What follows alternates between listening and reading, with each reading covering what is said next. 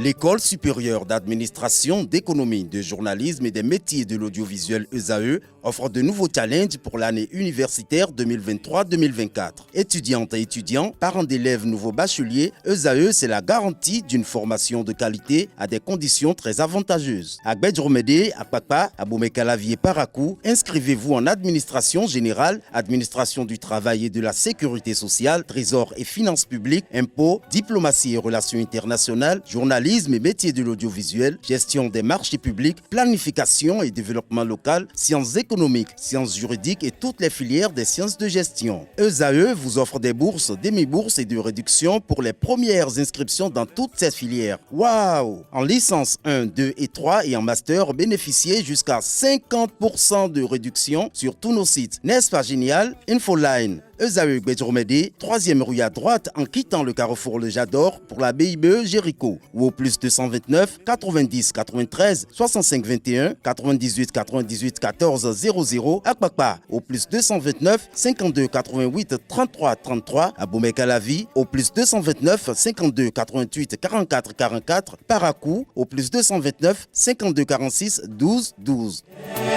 ESAE, l'excellence à un an.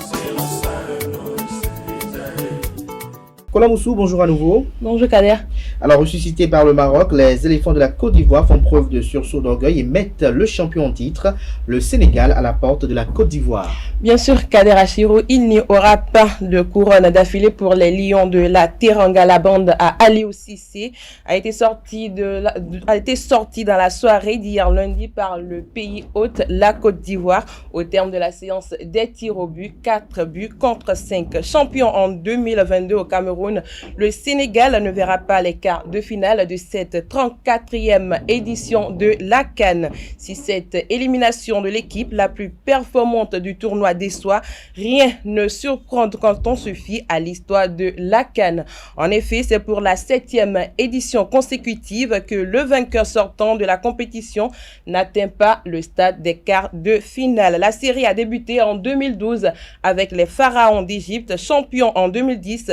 Ils n'ont même pas pu se qualifier pour disputer la CAN 2012. La Zambie a été la seconde à subir le coup. En 2013, les Chipolopolo ont été éliminés en phase de groupe. Sacré en 2013, le Nigeria n'a pu se qualifier pour la CAN 2015. En 2017, les champions de la Côte d'Ivoire ont été sortis à leur tour en phase de poule. Le Cameroun a réussi à atteindre les 8e de finale en 2019 avant de craquer et quitter le tournoi. Les Fennecs d'Algérie, entre-temps, sous les ordres de Djamel Belmadi, n'ont pu, eux, également renverser la malédiction, si on peut le dire. Ils ont été éliminés en phase de groupe en 2022, CAN 2021 au Cameroun. Enfin, c'est le Sénégal qui est pour le moment le dernier à s'écrouler. Malgré un bon effectif, Aliou Cissé ne verra même pas les quarts de finale de cette CAN Côte d'Ivoire 2023.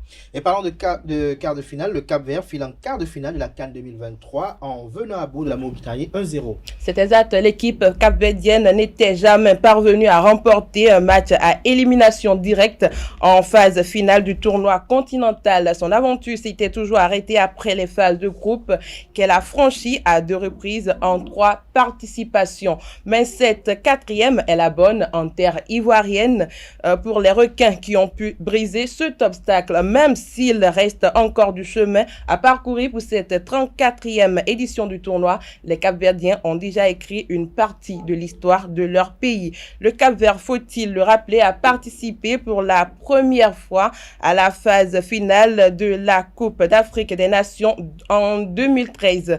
L'équipe avait fait sensation en se qualifiant au tour suivant de cette édition. Ces 2 autres participations étaient en 2015 et 2021. L'édition 2023 en Côte d'Ivoire est donc la 4e de la sélection capverdienne. La Fédération guinéenne de football a annoncé l'autorisation pour Fassine Conté et Moriba Kourouma de quitter le rassemblement. Oui, Kader, les deux joueurs blessés avaient dû déclarer forfait lors du précédent match contre la Guinée équatoriale. Dans son communiqué sur sa plateforme officielle, la Fédération guinéenne de football laisse partie de ces tauliers et ce, dans le but de bénéficier des soins médicaux nécessaires à leur mise sur pied dans les meilleurs délais. Fassine Conté et Moriba Kourouma, comme tu viens de le dire, sont autorisés à quitter le rassemblement du Sili national afin de se rendre en Europe pour des examens médicaux complémentaires.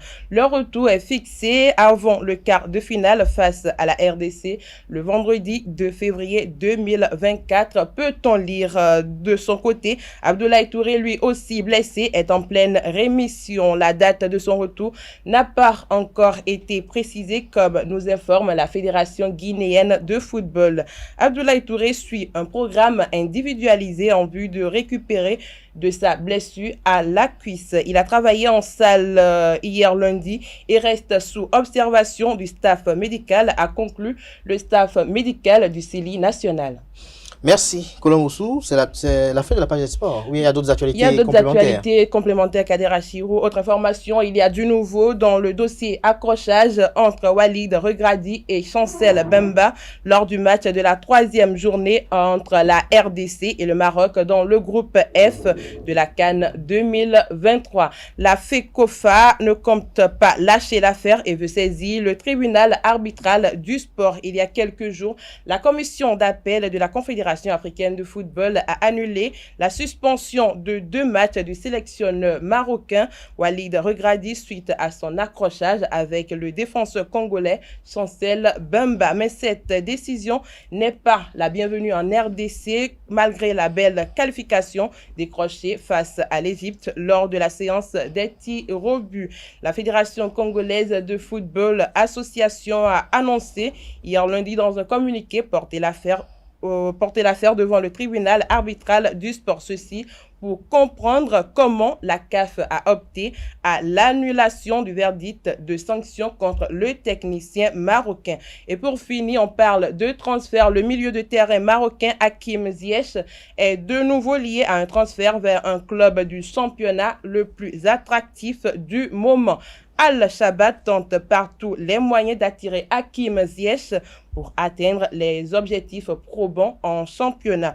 Plusieurs médias locaux estiment que Hakim Ziyech aurait déjà donné son feu vert pour rejoindre l'Arabie Saoudite. Le club saoudien attend seulement la réponse du comité financier pour finaliser le transfert. Hakim Ziyech avait connu un été mouvementé avec un transfert à Al-Nassr avorté. L'échec de sa visite médicale avait été brandi, mais le joueur a démenti à sa manière cette information. Pour cette fois, les choses semblent être plus précises. Al-Shabaab avait mis la main à la poche pour s'attacher des services des joueurs comme Yannick Carrasco de la Belgique, Habib Diallo et autres. Mais la 11e place du classement qu'occupe l'équipe n'est pas du goût des dirigeants qui veulent étoffer l'effectif. On parle des arrivées imminentes de Ivan Rakiti de la Croatie et de David Gea de l'Espagne. Si le transfert de Ziyech se concrétise, il va retrouver son capitaine en sélection romain. Coté à 12 millions d'euros, le joueur dont le contrat avec les Blues prend fin en juin 2025 est prêté à Galatasaray jusqu'à l'été prochain avec obligation d'achat. Ziyech est auteur de 4 buts avec 2 passes décisives en 14 matchs sur les couleurs de la formation turque pour la saison en cours. C'est tout, Abdelkader Achirou. Merci à vous, Kolomoussou. On se retrouve peut-être demain pour d'autres rubriques, après avec d'autres rubriques.